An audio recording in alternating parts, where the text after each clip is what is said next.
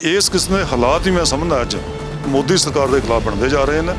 वो सारे समाज के वर्ग के लोगों के खिलाफ बहुत एंटी पीपल कानून पास कर रही है। कित्थे डेमोक्रेसी है, कित्थे कॉन्स्टिट्यूशन है। जिहड़े उसके राखे ने लॉ अबाइडिंग फोर्स है, जिन्होंने लॉ नूं इनफोर्स करना है, कॉन्स्टिट्यूशन की राखी करनी है, जमहूरीयत की राखी करनी है, जे उही इस उलंघना करनगे, परचे दर्ज लोगों के करनगे, तो ये देश किस तरह बचेगा। जी यूटी एडमिनिस्ट्रेशन है, क्योंकि डायरैक्ट सेंटर के अधीन है। केंद्र सरकार जी किसानों के बहुत खिलाफ है।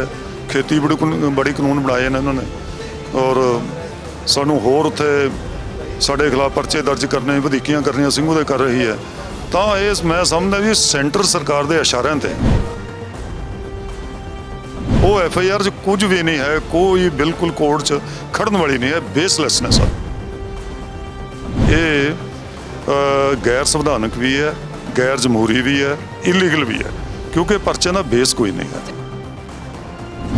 26 जून ਨੂੰ ਸੰਯੁਕਤ ਕਿਸਾਨ ਮੋਰਚੇ ਦੇ ਸੱਦੇ ਤੇ ਚੰਡੀਗੜ੍ਹ ਦੇ ਵਿੱਚ ਕਿਸਾਨਾਂ ਦੁਆਰਾ ਰੋਸ ਮਾਰਚ ਕੀਤਾ ਜਾਂਦਾ ਹੈ ਅਤੇ ਰਾਜਪਾਲ ਨੂੰ ਆਪਣਾ ਰੋਸ ਪੱਤਰ ਸੌਂਪਿਆ ਜਾਂਦਾ ਹੈ।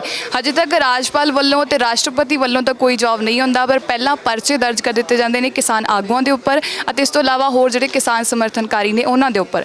ਇਸ ਗੱਲ ਦਾ ਵਿਰੋਧ ਜਿਹੜਾ ਸੰਯੁਕਤ ਕਿਸਾਨ ਮੋਰਚੇ ਦੇ ਲੀਗਲ ਪੈਨਲ ਦੁਆਰਾ ਕੀਤਾ ਗਿਆ। ਸਾਡੇ ਨਾਲ ਮੌਜੂਦ ਨੇ ਲੀਗਲ ਪੈਨਲ ਦੇ ਪ੍ਰੇਮ ਸਿੰਘ ਪੰਗੂ ਜੀ, ਉਹਨਾਂ ਨਾਲ ਗੱਲਬਾਤ ਕਰਦੇ ਹਾਂ। ਸਭ ਤੋਂ ਪਹਿਲਾਂ ਤਾਂ ਜਿਹੜੇ ਪਰਚੇ ਦਰਜ ਕੀਤੇ ਗਏ ਨੇ ਉਹਨਾਂ ਦੀ ਗੱਲ ਕਰਦੇ कि किन्ने परचे ने, किहड़े केस ने ते किहड़े किसान आगूआं जां जिहड़े आम किसान ने उन्हां दे उपर दर्ज कीते गए ने, की जानकारी हुण तक मिली है? देखो जी, इस तरह भी 26 के रोस मार्च तो बाद सानू तो ये बिल्कुल पीसफुल ढंग नाल लंघ गया, कोई यही गल नहीं हुई। क्योंकि जदों शाम नूं भी बयान SSP साहब का आया, सवेरे अखबारां 'ਚ भी छपिया, उन्होंने बड़ा एप्रीशिएट किया किसानों नूं भी ते अपने पुलिस कर्मचारियों नूं भी दोवें पासों कोई यही गल नहीं हुई, टोटल शांतमई ढंग नाल लंघ गया।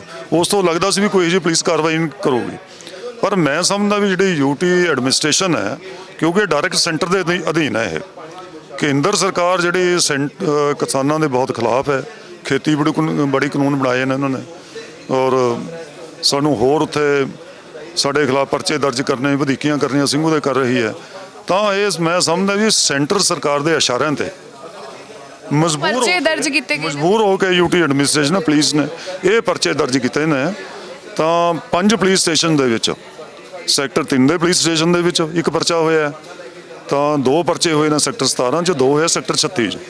टोटल मिला के कोई 25 किसान आगू ने, जिन्हों के इनकलूडिंग माई नेम साडे रजिंदर सिंह, दीप सिंह वाला, बलदेव सिंह सिरसा, तो हरमीत सिंह कादियाँ, तो होर बड़े सत्कारयोग आगू मुकेश जी इत्थे बैठे है, तो किन्ने सत्कारयोग आगू ने डॉक्टर सतनाम सिंह अजनाला जोड़े मुखी ने, अजे होर पता नहीं किन्ने दे करने ने उन्होंने।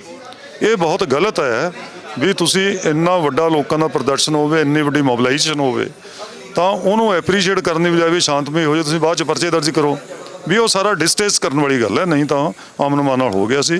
तो ही असीं कहने भी ये गैर संविधानक भी है, गैर जमहूरी भी है, इलीगल भी है, क्योंकि परचे का बेस कोई नहीं है। चंडीगढ़ प्रशासन वालों खुद तुहानूं कोई जानकारी या नोटिस भेजे गए हैं जिन्हां दे उपर परचे दर्ज किए गए हैं?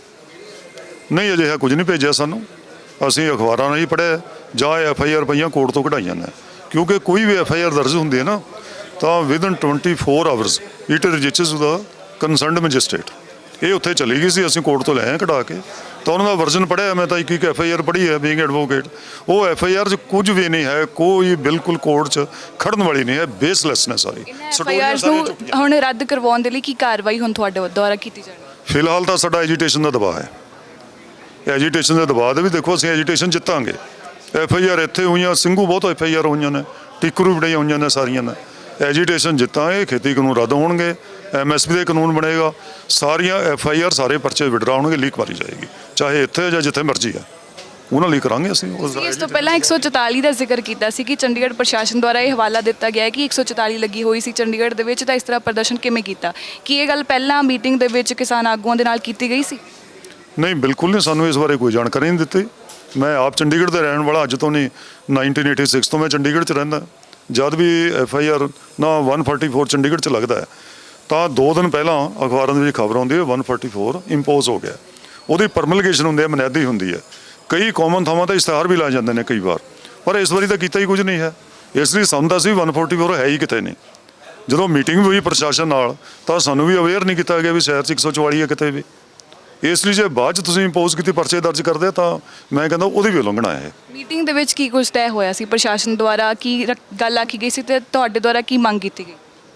ਅਸੀਂ ਤਾਂ ਕਿਹਾ ਸੀ ਵੀ ਸ਼ਾਂਤਮਈ ਪ੍ਰਦਰਸ਼ਨ ਹੈ, ਸ਼ਾਂਤਮਈ ਮਾਰਚ ਨੂੰ ਤੁਸੀਂ ਰਾਜ ਭਵਨ ਤੱਕ ਜਾਣ ਦਿਓ।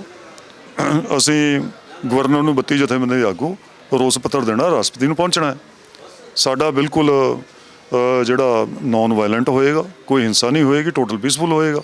ਅਸੀਂ ਇਹ ਕਿਹਾ ਸੀ ਵੀ ਮੋਰ ਓਵਰ ਸਾਨੂੰ ਤਾਂ ਐਡਮਿਨਿਸਟ੍ਰੇਸ਼ਨ ਦੀ ਕੋਆਪਰੇਸ਼ਨ ਚਾਹੀਦਾ, ਸਹਿਯੋਗ ਤੁਸੀਂ ਦਿਓ। ਇਹ ਉਹਨਾਂ ਨੇ ਕਿਹਾ ਸੀ ਪੂਰਾ ਸਹਿਯੋਗ ਹੋਏਗਾ। ਬਸ ਇੰਨੀ ਗੱਲ ਹੋਈ ਸੀ, ਇਸ ਤੋਂ ਬਿਨਾਂ ਤਾਂ ਗੱਲ ਨਹੀਂ ਹੋਈ।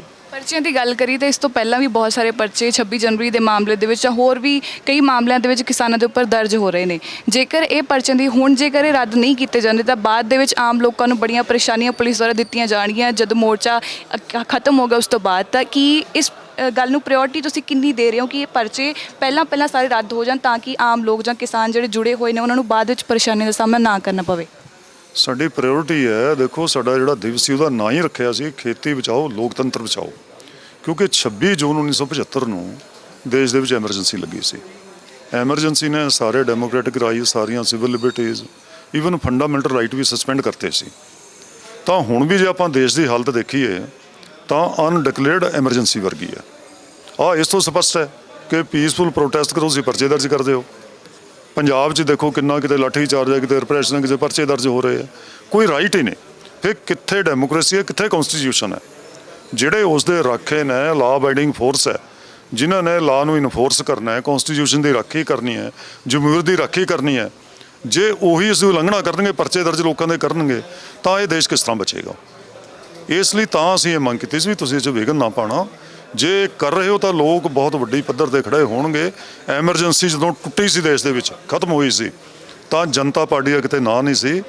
ਜਨਤਾ ਪਾਰਟੀ ਇੱਕ ਰਾਤ ਦੇ ਵਿੱਚ ਹੀ ਖੜੀ ਹੋ ਗਈ ਸੀ ਕਿਉਂਕਿ ਲੋਕਾਂ ਦੇ ਵਿੱਚ ਰਿਜ਼ੈਂਟਮੈਂਟ ਇੰਨੀ ਜ਼ਿਆਦਾ ਸੀ ਵੀ ਸਾਡਾ ਤੁਸੀਂ ਕਨਸਟੀਟਿਊਸ਼ਨ ਸਸਪੈਂਡ ਕਰਕੇ ਰੱਖਦਾ, ਫੰਡਾਮੈਂਟਲ ਰਾਈਟ ਕੋਈ ਨਹੀਂ ਹੈ। ਤਾਂ ਇਸ ਕਿਸਮ ਦੇ ਹਾਲਾਤ ਹੀ ਮੈਂ ਸਮਝਦਾ ਅੱਜ ਮੋਦੀ ਸਰਕਾਰ ਦੇ ਖਿਲਾਫ ਬਣਦੇ ਜਾ ਰਹੇ ਨੇ। ਉਹ ਸਾਰੇ ਸਮਾਜ ਦੇ ਵਰਗ ਦੇ ਲੋਕਾਂ ਦੇ ਖਿਲਾਫ ਬਹੁਤ ਐਂਟੀ ਪੀਪਲ ਕਾਨੂੰਨ ਪਾਸ ਕਰ ਰਹੀ ਹੈ, ਭਾਵੇਂ ਉਹ ਕਿਰਤਕਾਮੇ ਹੋਣ, ਮਜ਼ਦੂਰ ਹੋਣ, ਟੀਚਰਸ ਹੋਣ, ਵਿਦਿਆਰਥੀ ਹੋਣ, ਕਿਸਾਨ ਨੇ, ਹਰ ਵਰਗ ਦੇ ਖਿਲਾਫ ਜਿਹੜਾ ਚੱਲ ਰਿਹਾ, ਉਹਨਾਂ ਦੇ ਜਿਹੜਾ ਹੱਕ ਹੁਕਮਾਂ ਦੇ ਛਾਪਾ ਮਾਰਿਆ ਜਾ ਰਿਹਾ। ਇਹ ਇੱਕ ਕਿਸਮ ਦਾ ਸੰਵਿਧਾਨ ਨੂੰ ਵੀ ਤੇ ਜਮਹੂਰੀਅਤ ਨੂੰ ਬਹੁਤ ਵੱਡਾ ਖਤਰਾ ਹੈ। ਇਹਦੇ ਖਿਲਾਫ ਦੇਸ਼ ਦੇ ਲੋਕ ਬੜੇ ਇਕੱਠੇ ਹੋ ਰਹੇ ਨੇ ਔਰ ਬੜੀ ਜਲਦੀ ਆਪ ਅੰਦੋਲਨ ਰਾਹੀਂ ਲੜ ਕੇ ਇਸ ਦੀ ਰਾਖੀ ਕਰਨਗੇ। ਖੇਤੀ ਕਾਨੂੰਨ ਵੀ ਰੱਦ ਕਰਾਵਾਂਗੇ, MSP ਦੇ ਕਾਨੂੰਨ ਵੀ ਬਣਾਵਾਂਗੇ, ਪਰਚੇ ਵੀ ਸਾਰੇ ਰੱਦ ਕਰਾਵਾਂਗੇ, ਅੰਦੋਲਨ ਦੇ ਬਲਬੂਤੇ ਕਰਾਵਾਂਗੇ। ਸੋ ਇਹ ਗੱਲ ਆਖੀ ਗਈ ਹੈ ਕਿ ਸਾਰੇ ਪਰਚਿਆਂ ਨੂੰ ਰੱਦ ਕਰਵਾਇਆ ਜਾਵੇਗਾ ਕਿਉਂਕਿ ਗੱਲ ਕਰੀਏ ਤਾਂ ਕਿਸਾਨੀ ਮੋਰਚੇ ਦੇ ਸ਼ੁਰੂ ਤੋਂ ਲੈ ਕੇ ਹੁਣ ਤੱਕ ਬਹੁਤ ਸਾਰੇ ਕਿਸਾਨ ਸਮਰਥਨਕਾਰੀ ਨੇ ਜਿਨ੍ਹਾਂ ਦੇ ਉੱਪਰ ਪਰਚੇ ਲਗਾਤਾਰ ਪੁਲਿਸ ਦੁਆਰਾ, ਚੰਡੀਗੜ੍ਹ ਪੁਲਿਸ ਦੁਆਰਾ ਦਰਜ ਕੀਤੇ ਗਏ ਨੇ, ਪਹਿਲਾਂ ਦਿੱਲੀ ਪੁਲਿਸ ਦੁਆਰਾ। ਤਾਂ ਲੀਗਲ ਪੈਨਲ ਦਾ ਕਹਿਣਾ ਹੈ ਕਿ ਉਹਨਾਂ ਦੁਆਰਾ ਇਹ ਸਾਰੇ ਪਰਚੇ ਰੱਦ ਕਰਵਾਏ ਜਾਣਗੇ, ਕੋਈ ਵੀ ਗ੍ਰਿਫਤਾਰੀ ਇਸ ਮਾਮਲੇ ਦੇ ਵਿੱਚ ਨਹੀਂ ਹੋਣ ਦਿੱਤੀ ਜਾਵੇਗੀ। ਕੈਮਰਾਮੈਨ ਸੁਨੀਲ ਦੇ ਨਾਲ ਰਾਜਦੀਪ ਕੌਰ, ਚੰਡੀਗੜ੍ਹ।